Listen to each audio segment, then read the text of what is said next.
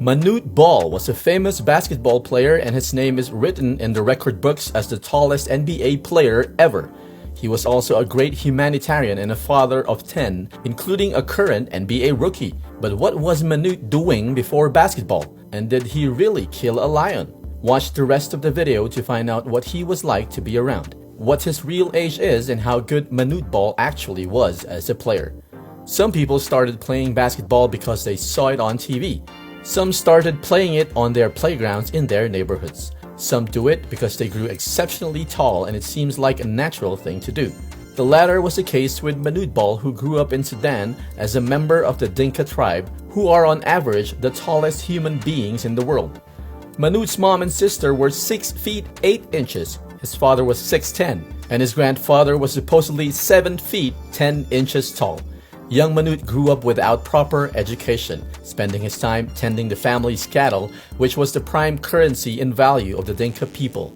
Later in life, while he was working for the military, he started playing basketball in the military team because he was too tall for soccer, his primary choice.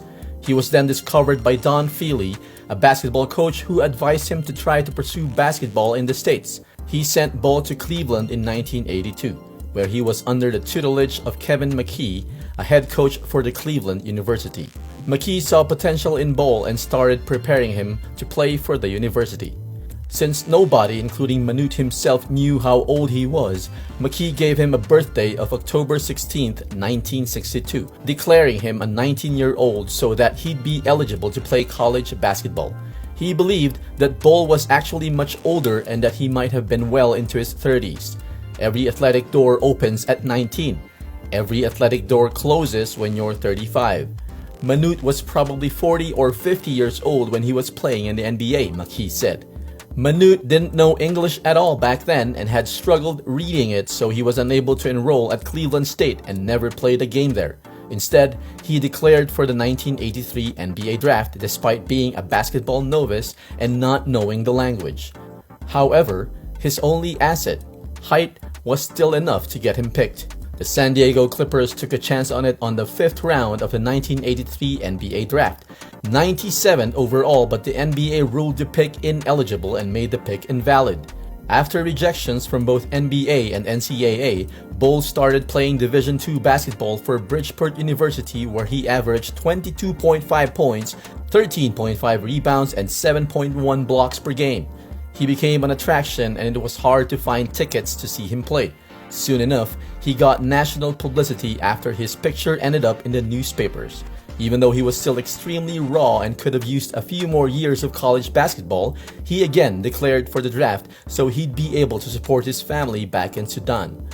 He got drafted 31st overall by the Washington Bullets, making him the first African-born player in the NBA and the tallest player ever. Ball became an instant sensation and one of the most popular players in the league. Every fan wanted a picture with a guy who is 7'7", and every reporter wanted to talk to him as well, and that's when the story of him killing a lion with a spear started. Even though that hasn't been officially confirmed, Ball admitted to a friend that he just made up the story when he was bored because they were eating up all of his words. Hey, if it's possible that somebody grew so tall, it's possible that he kills lions with spears. When it comes to basketball, Manute wasn't any good on offense and he scored less than 4 points per game in his rookie season. He wasn't very skilled and wasn't nearly powerful enough to deal with opponents who often outweighed him by 50 pounds or more.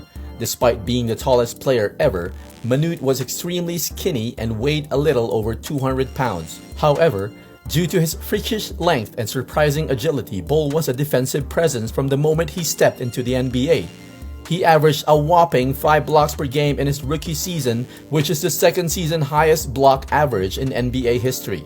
Manute stayed in Washington for 3 years and made many headlines and magazine covers, even with the gradual reduction in playing time after his rookie year. Despite the novelty having worn off a bit, he remained popular because of his height and unusual build were so fascinating to many, and it also helped that he learned English and became much more accessible to fans and adored by his teammates. After Washington, Ball spent 2 years with the Golden State Warriors and then 3 with the Philadelphia 76ers, where he developed a great friendship with Charles Barkley, whom he called Charlie. Charles Barkley said that if everyone in the world was a Manute Ball, it's a world he'd want to live in because he's really smart and kind. Manute's frame remained relatively the same. He was still really thin and couldn't overpower anybody in the paint and made baskets mainly from putback dunks. On defense, he was still good even though his blocking numbers started to decline.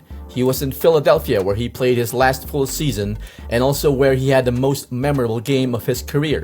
On March 3 of 1993 against the Phoenix Suns, Manute Ball made 6 threes in one half. It was an unbelievable record and completely mind-blowing considering he only made 10 threes in his previous 3 seasons combined. Who knows? If he practiced it more often, he could have been a stretch 5 before it was normal for centers to shoot threes, and stretch 5s would have also been the perfect nickname for him. He stayed in the NBA for 2 more years and played sporadically for Miami and for all 3 of his former teams, Philadelphia, Washington, and Golden State, where he played his last NBA minutes. During his second stint in DC, he mentored George Muresan, another 7'7" player, and became the tallest pair of teammates ever. Over the course of his career, Ball averaged 2.6 points, 4.2 rebounds, 0.3 assists, and 3.3 blocks per game. In 18.7 minutes on the court, his 2,086 blocks stand in number 14 for most career blocks, and Ball is the only player to have more blocks than points scored, 1,599. To this day, he's still a synonym for height and length, and together with Muresan remains the tallest player who has ever played in an NBA game. His legacy is more cultural than basketball related, and he's always going to be known as a really tall person rather than a good basketball player. However, despite having a small impact on the NBA court, he had a significant impact outside of it. Manute Ball was making constant efforts to improve the conditions in his native Sudan and gave almost all of his money to various organizations back home to help those in need. Ball established the Ring True Foundation for the fundraising of Sudanese refugees. He also played a part in stopping the civil war in Sudan and for building schools and promoting education. He wasn't a stranger to alcohol and gambling during his career, and because of that and his charity works, he soon ran out of money once his career was over.